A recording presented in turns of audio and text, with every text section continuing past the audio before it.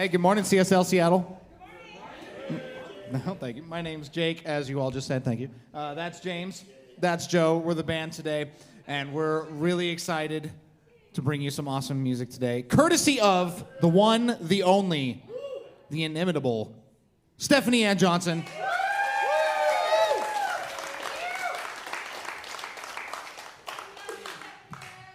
I love you too.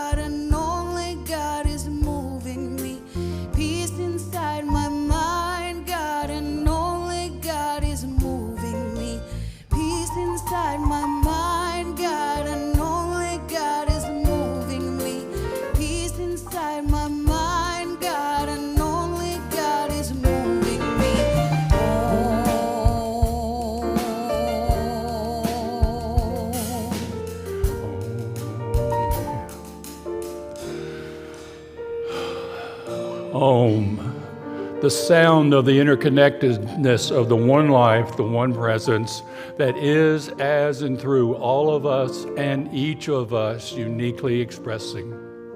Shanti, the peace, the tranquility of that oneness, of the Om, of the one mind, the one life, that we now claim this morning, in this time, this day, and forevermore as being part of our lives.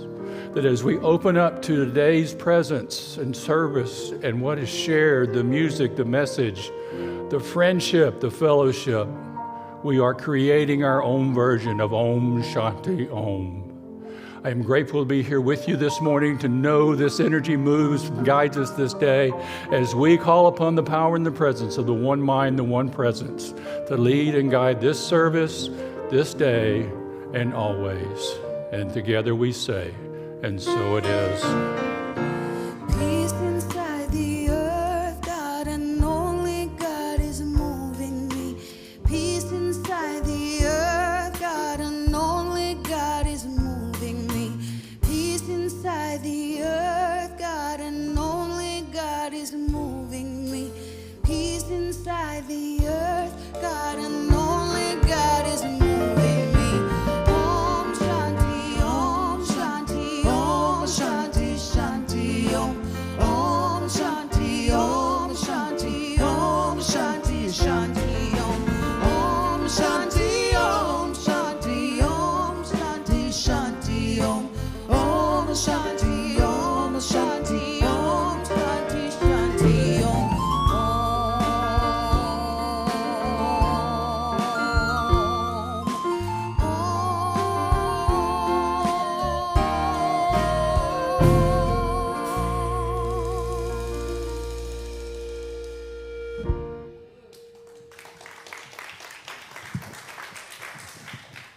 Oh, beautiful. Let us breathe that in one more time.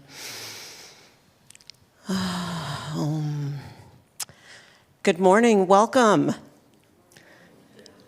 Oh.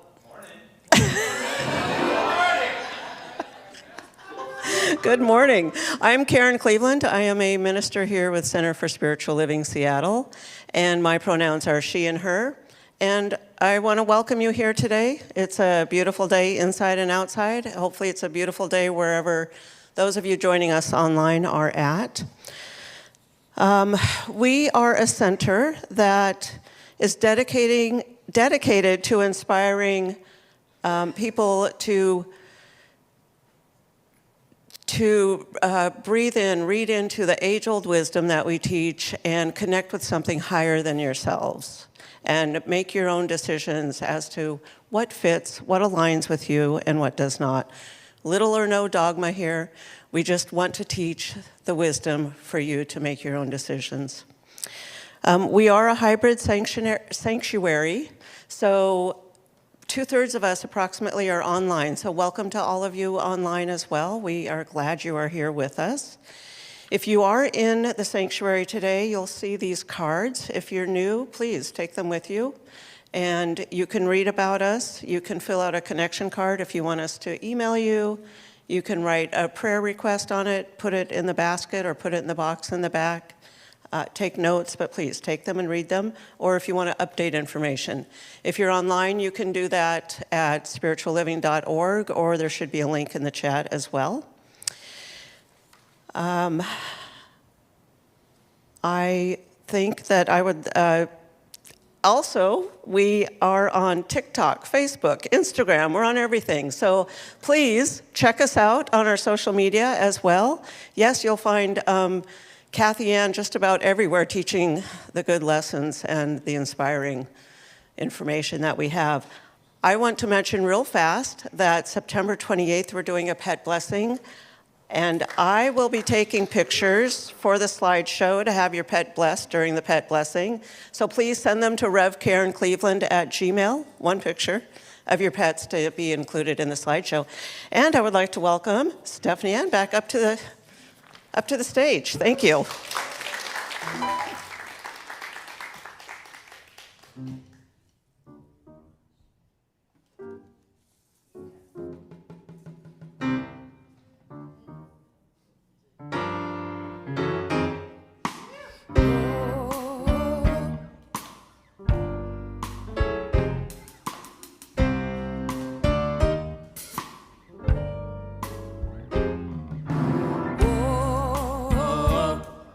The Spirit of God is upon me. The Spirit of God is upon me. The Spirit of God is upon me. The Spirit of God is upon me.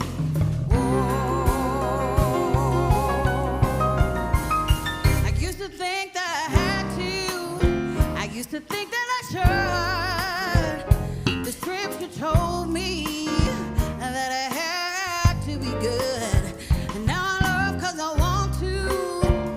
I love because I'm free. I'm blinded by the Spirit. Oh Lord, yeah. The Spirit of God is upon me. Yes, it is. Oh, the Spirit of God is upon me. The Spirit of God is upon me. Yes, it is. The Spirit of God is upon me. The Spirit of God is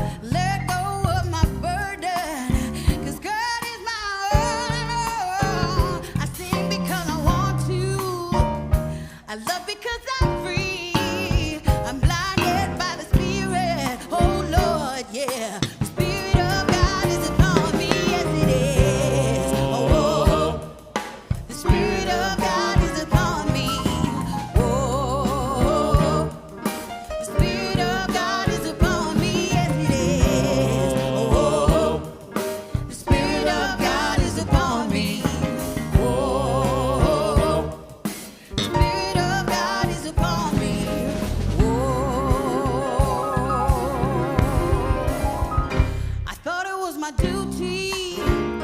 I thought it was my job.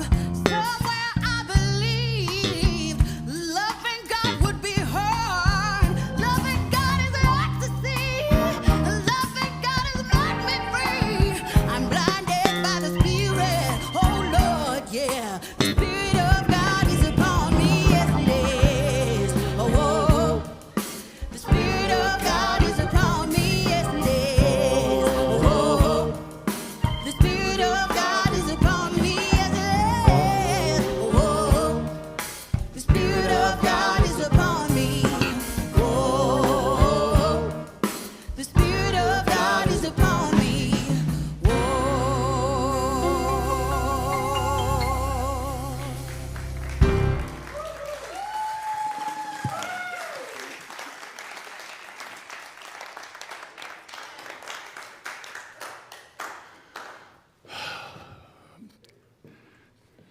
Do you have any idea what you have signed up for today?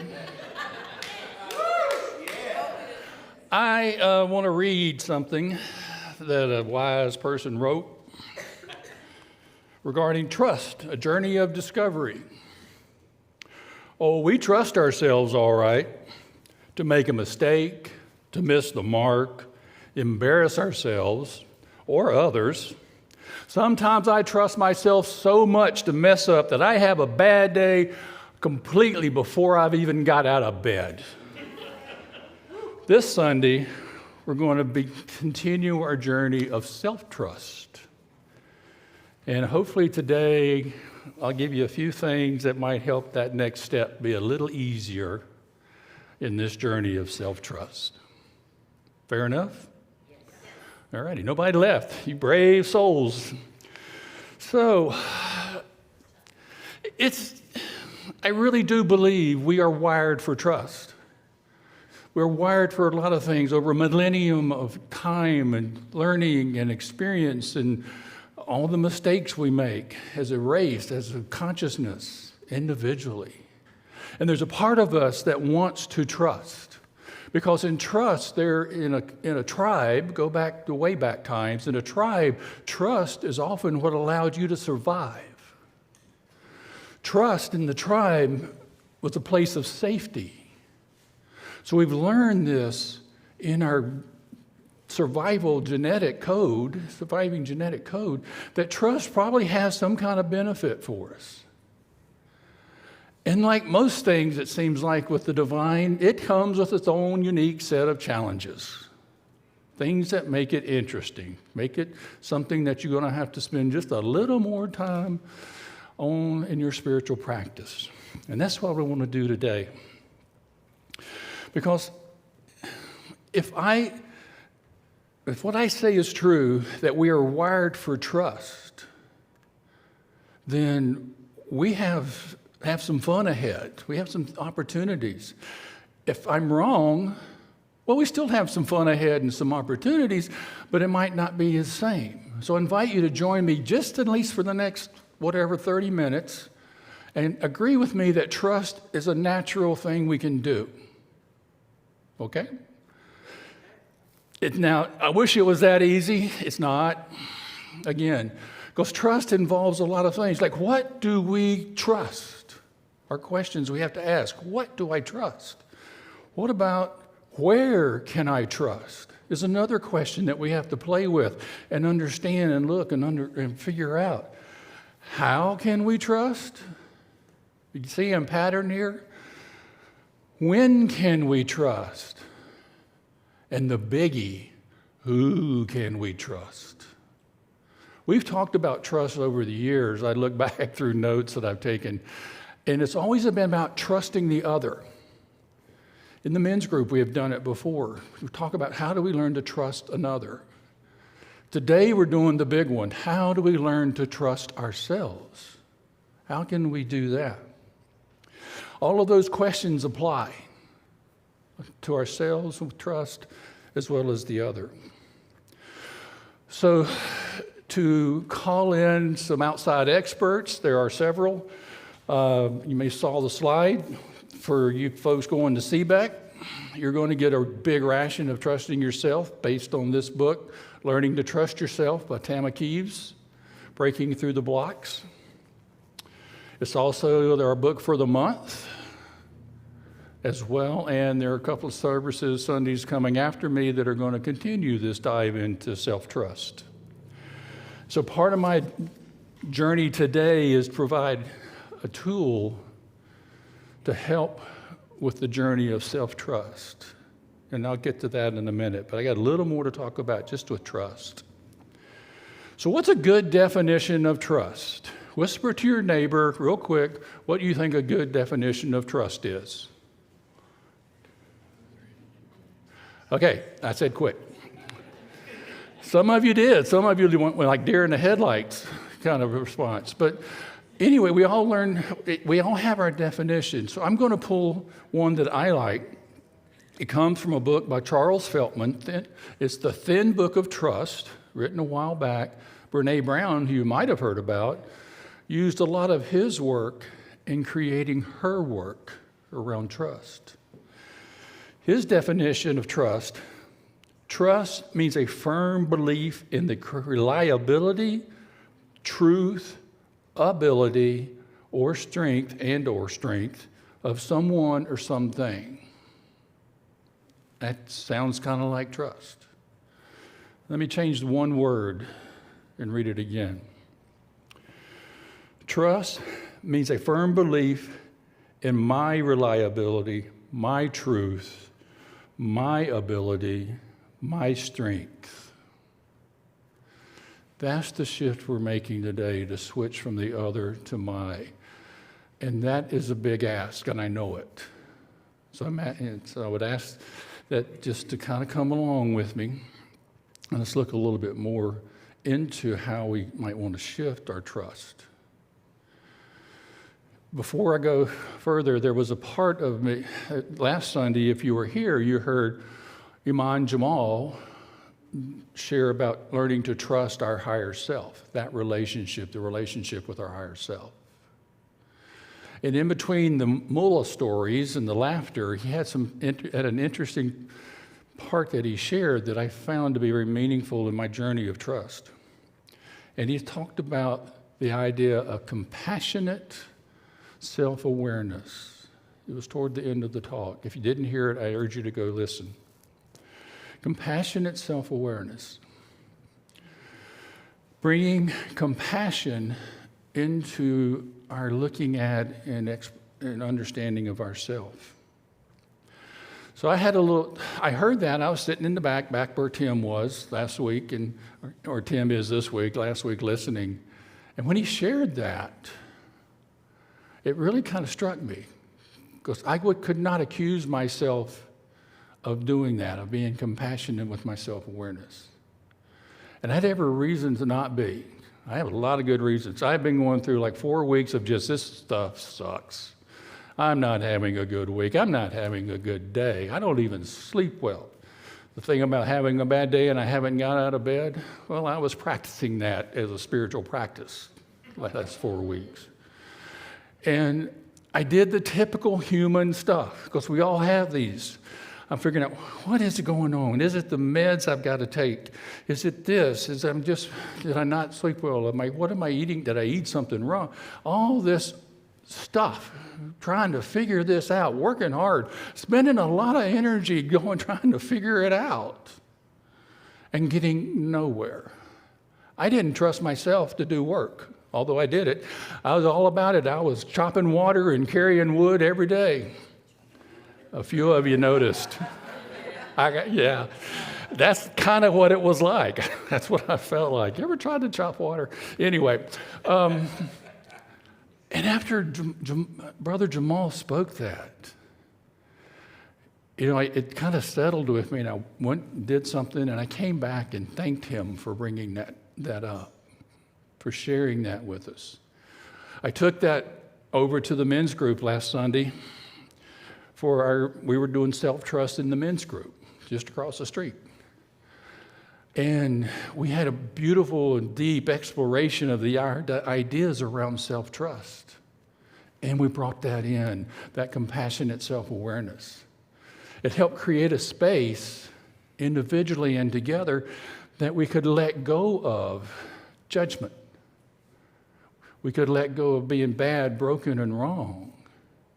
We could just explore this idea of self-trust from a place of just what's happening. What's going on? Who am I today? And that was the gift I got out of it. It was a couple of days later, I realized that I was not practicing compassionate self-awareness. And I decided I would do that. And I began to approach this malaise I was in from a place of compassionate self-awareness.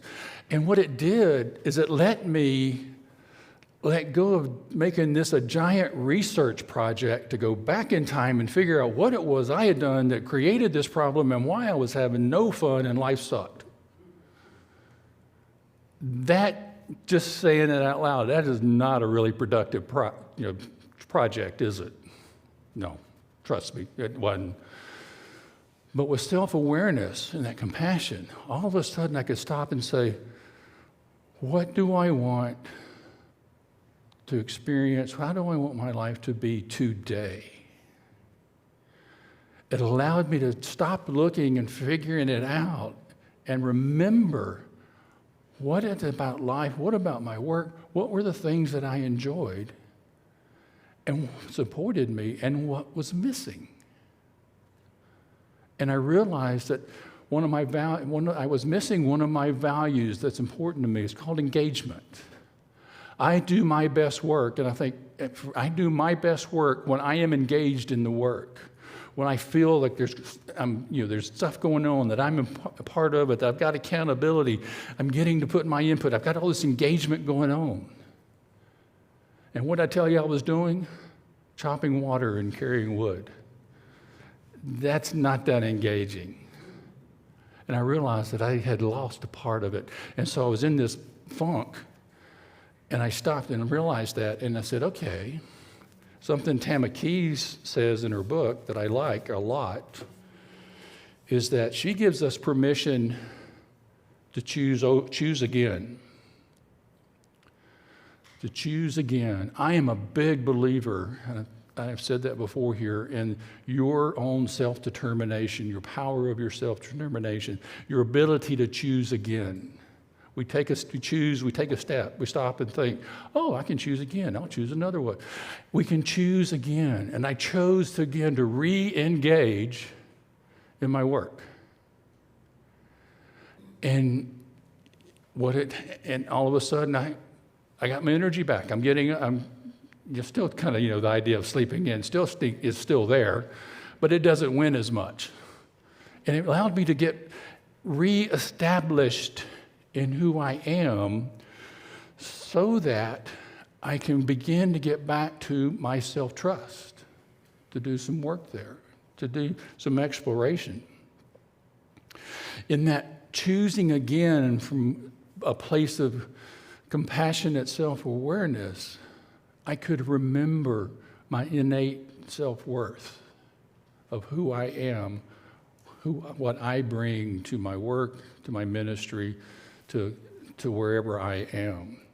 And it allows me now to be up here this morning, probably in a very different place I would have been if I hadn't done that. My supportive and loving wife nods her head in a big way. And that's true. She watches and sees.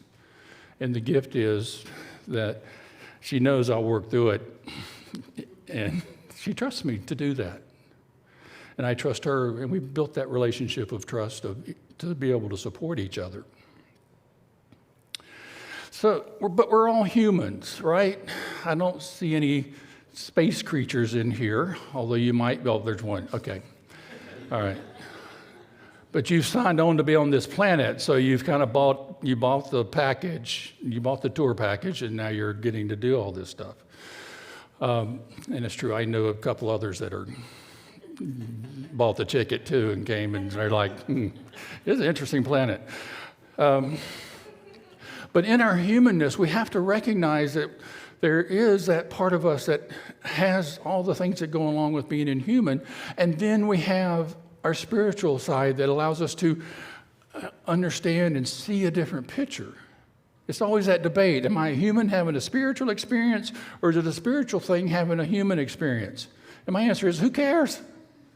It's the same. It's like, there's equal signs in the middle. We're doing it. So how do I do it?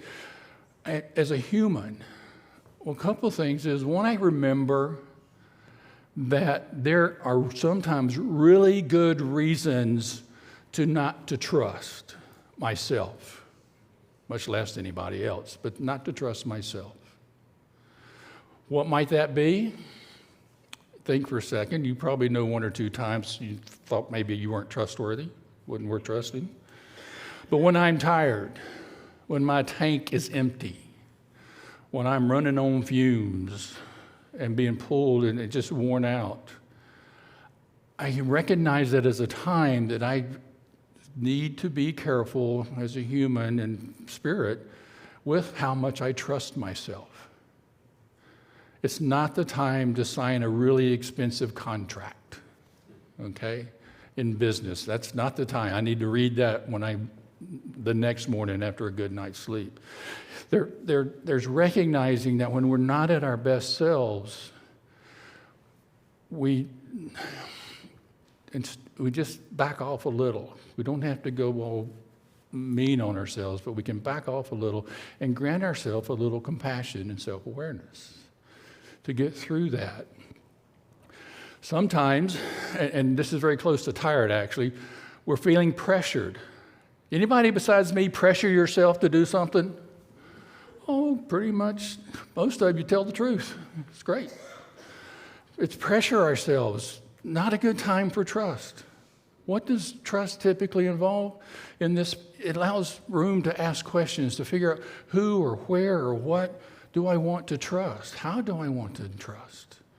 When I'm not pressured, I can ask that question. When I'm being pressured, it's hard to get there. So it's a good time to say, pause. I'm going to do a little compassionate self-awareness, back away from this, and allow myself to come back at it when I have more space to do that. You'd think data's a good thing if you're going to do trust, but sometimes there's just too much data, or there's not enough, or it's the wrong data. Data can be helpful, but it is not the end all. And it's a place where you look at the data and for information, not for answers, but information. It's part of me finding how am I today, and whether it's an outward trust or an inward trust, do I know enough to be able to make this trust decision? And not knowing enough doesn't mean anything other than I need to ask some more questions. I need to get curious. I need to feel into this trust and see what aspect of it I need a little work with. Oh, trust. It's a word that if you had been around me the last few weeks, you'd think I was allergic. There was something affecting me because I was wrestling with it so much. And yet, we toss it around like it's easy. Sometimes it is. There are times it's real easy to say, oh, don't trust that.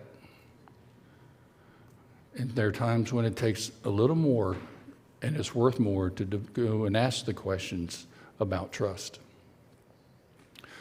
With trust, I find that if you're going to trust, it's one of those things, if it's worth doing, it's probably worth doing with support. What kind of support works with trust? One is, I thought I was like my classroom, she raised her hand and my class teacher kicked in and said, oh, you, okay. But it's not a Zoom. But yeah, so I was making a point. Does anybody remember what it was? Thank you, Kimmy.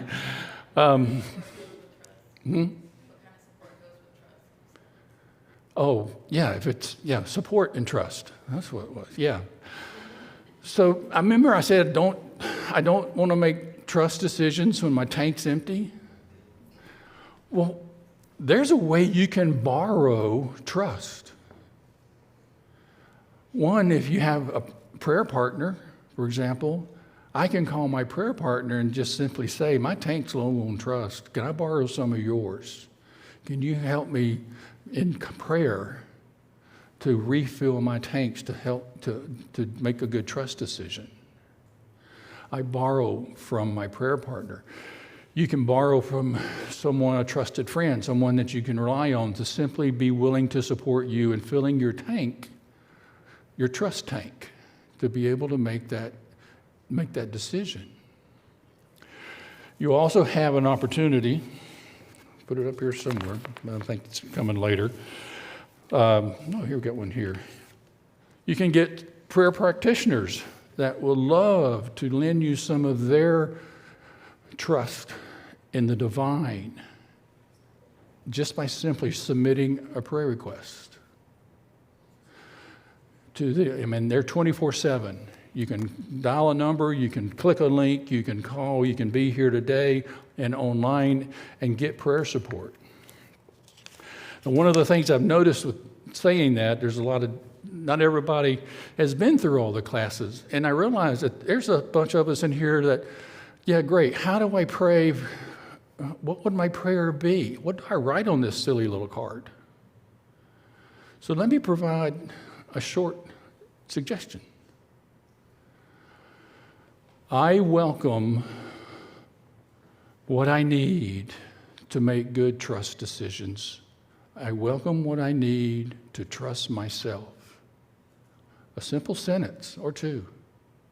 And our practitioners who have been through and you'll ask some of them, forever training, but a lot of good training, can take that one sentence, I welcome what I need to trust myself, and pray over that and the divine and support you in receiving what it is that you need from the divine showing up in your life to be able to make a trust decision, to build your self-trust. I view trust like a foundation as I go through and I do this practice of compassionate self-awareness. I ask the questions of trust, the where, the what, the how, the who, and when. I look at that as every time I do that process and make a choice about trust, whether I choose to trust or I choose not to, I'm building a foundation of my own trustworthiness, of my relationship to trust. But we learn from within ourselves and with others. Anybody ever trusted somebody who, you wished you might not have? Well, not quite the same people that raised their hand the first time. That's interesting. And that also applies to ourselves. Sometimes I don't trust myself. And when I find that whatever I do, the awareness I look for, the time I spent getting support, becomes another foundation block for me. It's something I've learned about myself, and I'm able to then use that for the next time trust comes up, whether it's with myself or with another.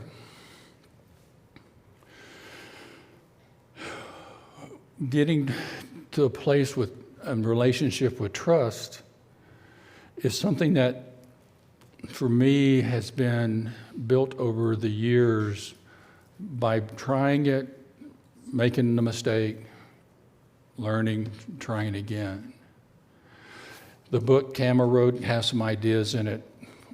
What Iman Jamal shared is a good idea to use.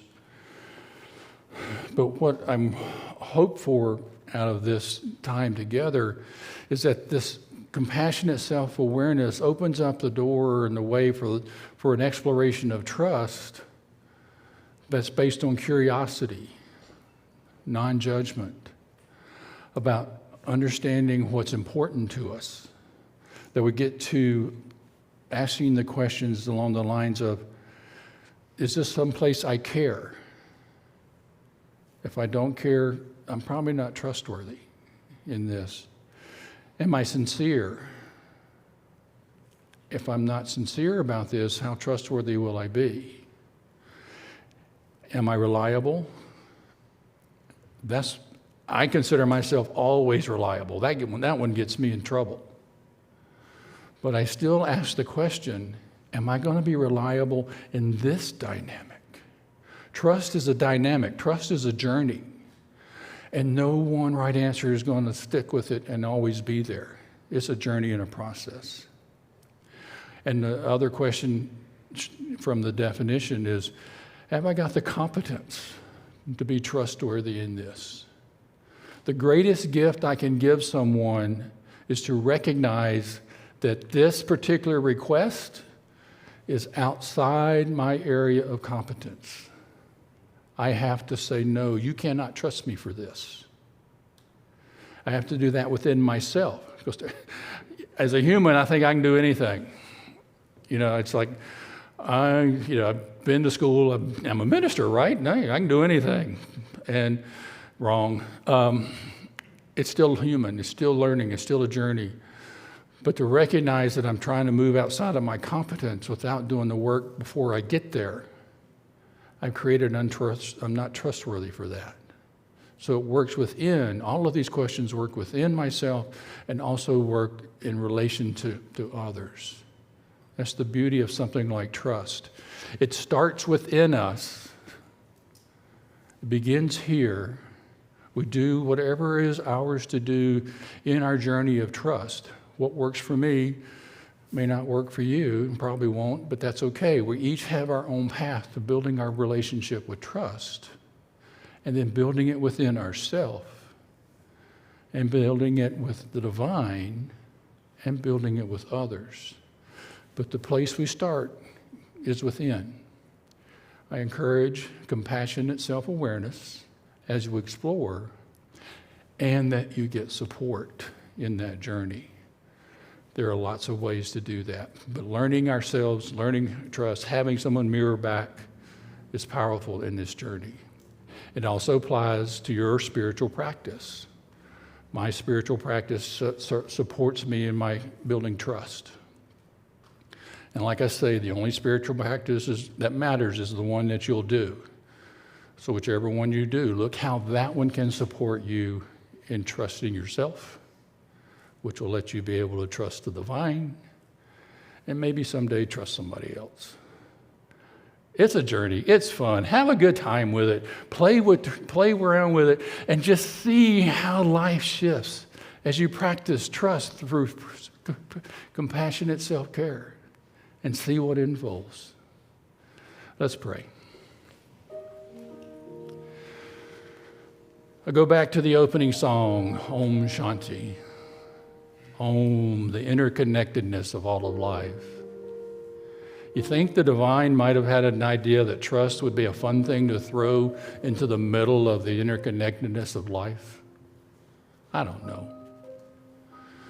But I know as I deepen my trust and build my foundation in it, I see the world differently. And I invite each of us to recognize the oneness of life. The divine is moving through each and every aspect of it. It's lifting us, it's guiding us, encouraging us, and holding us in its care and love. And we have the freedom and the free will to do our journey of trust, to any journey, however we want, to learn, to love, to laugh, to trust, to not trust,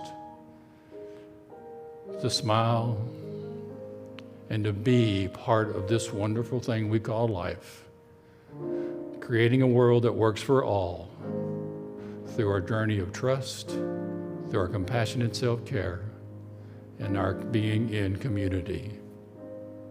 And if you like that idea, affirm with me by saying, and so it is.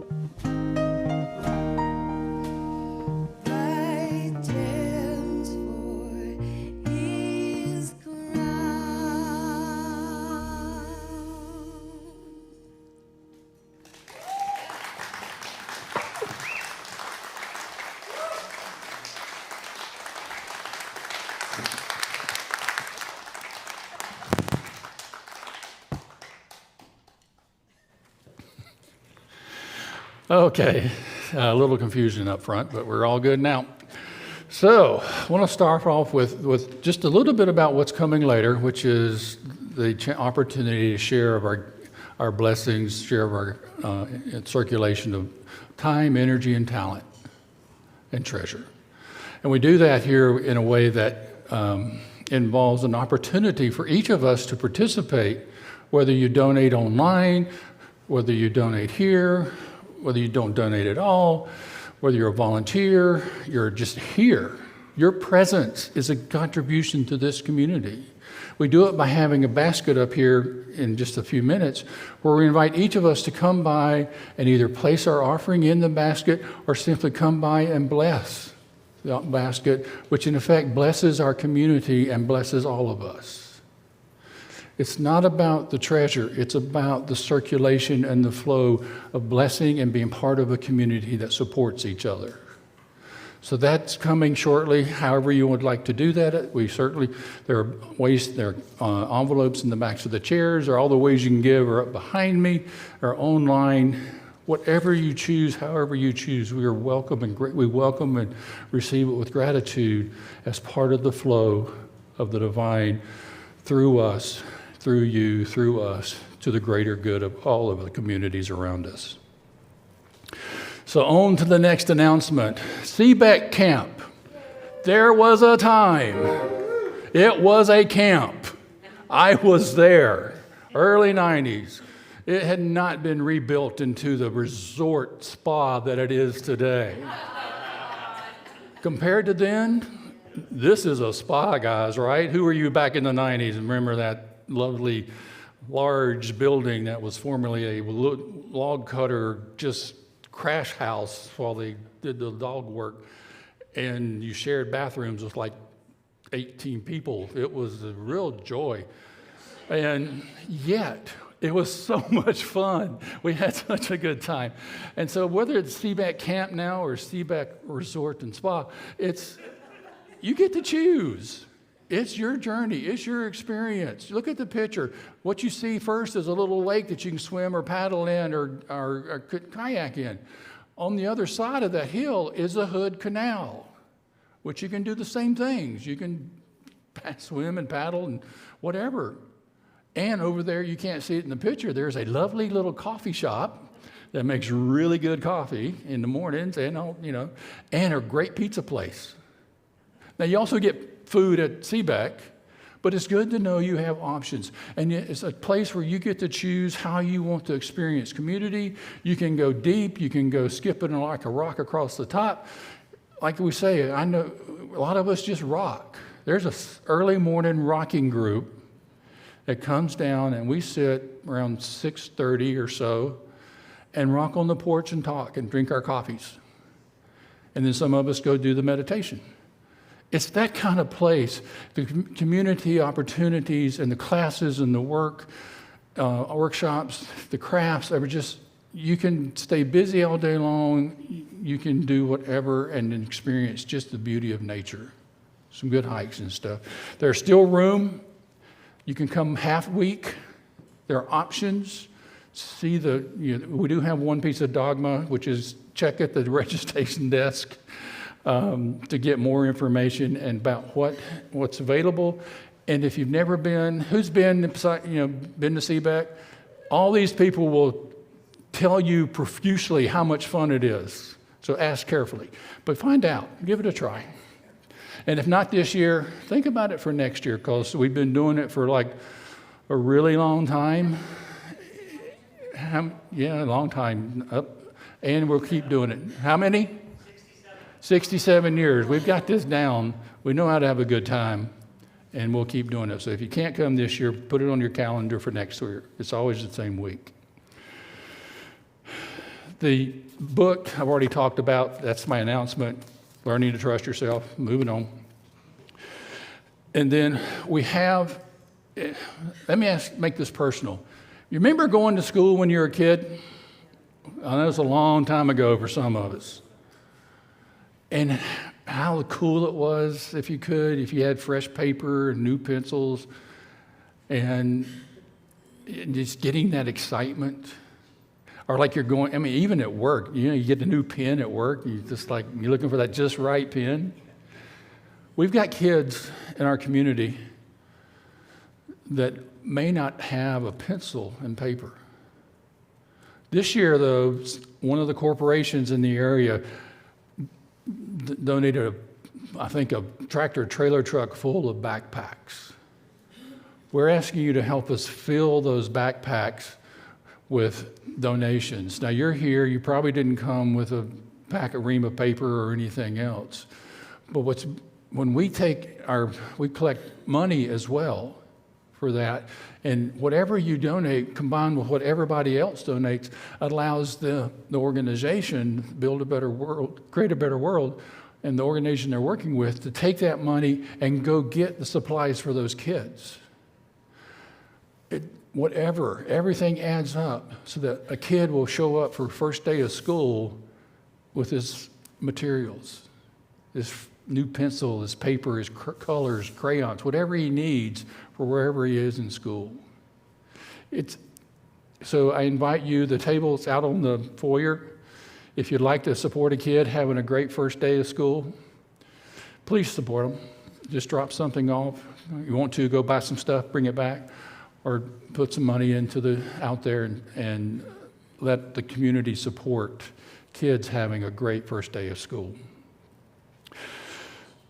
We have some good classes coming up. You've all met Reverend Jerry probably at some point, and her Anchored in Prayer in Ernest Holmes. She is bringing that to a class called Unlocking Your Mind, Essential Earnest. It begins next week on August 25th. It's an exploration of a man who was a mystic, a scholar, the founder of Science Mind, an orator. If you were around for orators, you are really old, but orators, those people were the ones that traveled the country speaking all over the country and around the world. Ernest did that, and he is the founder of Science of Mind. Well, his writings have such gems of wisdoms and ideas, and Jerry is leading this class to explore his writings and his teachings in ways that will allow you to apply them to your everyday life. This is not just it's not a study of his writings, it's how they work in your life. Jerry does it, I do it, I know a lot of people do it. Use these teachings to change their worlds, change their businesses, change their lives. If you're looking for a way to go a little deeper into this teaching, that's a great class led by a really wise woman and who's also a lot of fun to be in class with, Jerry Hudson. I'll just leave that at there. Okay. So that's all my announcements. And now at this time, I'd like our usher with the basket, Patrick, would you please bring that up? And we have a practitioner, one of our prayer practitioners, who is up here to simply be a blessing, to recognize in whatever you share here this morning, and to reflect that back in blessing to you. And so Jake has something in mind. I heard he's been playing some weird stuff this morning before service. It's true. Did you get a new toy? It was like, anyway, Jake had some music. We invite you to walk up as you're able, or come up and please to bless the basket, drop off your donation, and just simply be present here as part of this community. Thank you for being here this morning, and let's begin. 3, 4.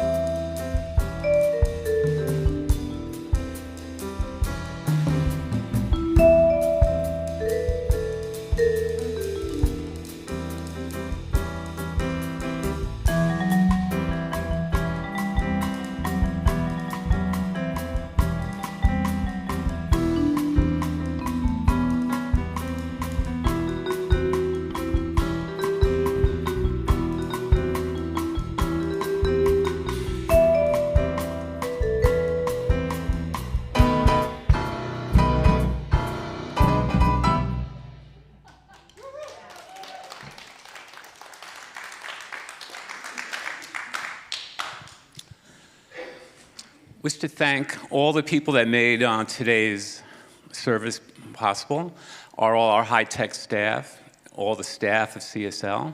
Special thanks to our singer today, Stephanie Ann Johnson. It's so glad we see her so much. And of course, Jake with the magic keys and his band, his backup. And for all of you online, we have practitioners online to take your prayer requests. If you want a change for the better or a continuation of good things, please do the prayer support online. And here we have Marjorie going to do the prayer circle up here for anyone here who wants prayer support. And we have Sarah in the back, another practitioner, who will help people if you want to write a prayer request that we will pray on later today. So I invite us all to take a nice deep breath and let us quiet our minds, let us quiet our heart, and let us know that peace fills, the peace of God fills each and every one of us. And I acknowledge oneness, that we are all one with God. And as we go forth this week, let us know and let us build on trust. Let us think about it. Let us think about who we trust, what we trust, believing in ourselves, why. Let us look at and develop what is underneath our feeling of trust. And let us also trust that we can choose again, that if a choice isn't working out, we have the trust to choose again. And let us also remember the signs we have of when we need to back off on a decision of trust, when we need to get support to help us move into the field of trust. And let us spend time this week and for time to come building our foundation of trust.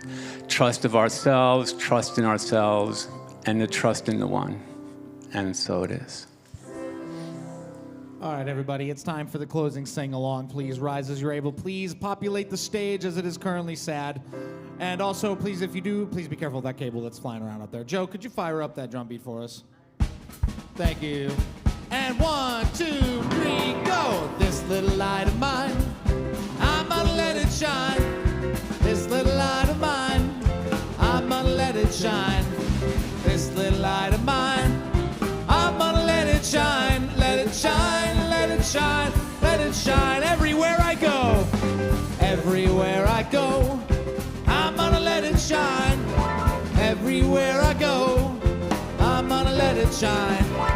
Everywhere I go, I'm gonna let it shine. Let it shine, let it shine, let it shine. All around the world, all around the world, I'm gonna let it shine. All around the world, I'm gonna let it shine. All around the world, I'm gonna let it shine. Let it shine, let it shine, let it shine. Oh, let it shine, let it shine, let it shine, let it shine. Oh, one more time, let it shine.